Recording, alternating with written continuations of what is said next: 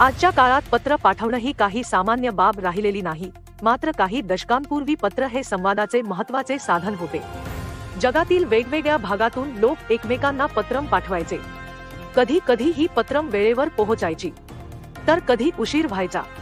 मात्र हा उशीर काही आठवड्यांचा असायचा, कधी कधी काही महिने लागायचे। मात्र एखादं पत्र पत्त्यावर पोहोचायला 80 वर्ष लागू शकतात का? हल्लीच अमेरिकेतील डिकाल्ब येथून अशीच घटना समोर आली आहे। 1943 मध्ये इलिनोइसच्या एका जोडप्याला पाठवलेलं एक पत्र सुमारे 80 वर्षांनंतर एका पोस्ट ऑफिसमध्ये सापडलं। त्यानंतर हे पत्र त्या कुटुंबातील एका सदस्याकडे सुपूर्द करण्यात आलं। हे पत्र लुईस आणि लावेन जॉर्ज यांच्यासाठी पाठवण्यात आलं होतं। जेव्हा हे पत्र अचानक पोस्ट ऑफिसमध्ये सापडलं, तेव्हा एका कर्मचाऱ्याने जॉर्ज कुटुंबाला शोधण्याचा प्रयत्न केला। अखेरीस त्यांनी हे पत्र पोर्टल ओरेगॉन येथे राहणाऱ्या जॉर्ज कुटुंबातील एक नातेवाईक ग्रेस सालाझार यांना दिले।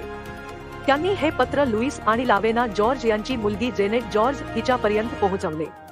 पत्र मिळाल्यानंतर जेनेट जॉर्जने WIFR टीव्हीशी बोलताना सांगितले की अचानक एक जुनं पत्र आमच्यासमोर आलं।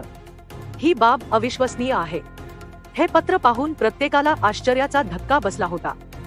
हे पत्र अचानक कुठून आलं याचाच विचार आम्ही करत होतो। हे पत्र उघडल्यावर आम्हाला समजले की 1943 मध्ये पाठवलेलं हे पत्र जेनेट हिच्या आईवडिलांना त्यांच्या चुलत भावाने लिहिलं होतं।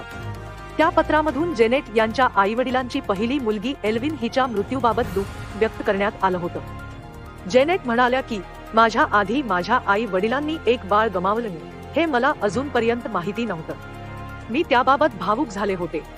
एका बाळाला गमावणं नेहमीच दुःखदायक असतं। या पत्रामुळे माझ्या जन्मापूर्वी माझ्या आईवडिलांवर उद्भवलेल्या दुःख प्रसंगाची मला जाणीव झाली। जॉर्जच्या कुटुंबियांचा शोध घेणाऱ्या पोस्टातील कर्मचाऱ्याने सांगितले की या पत्रावर केवळ रस्त्याचं नाव होतं, मात्र घराचा क्रमांक नव्हता। त्यामुळे हे पत्र एवढी वर्षे पोस्टात पडून होतं।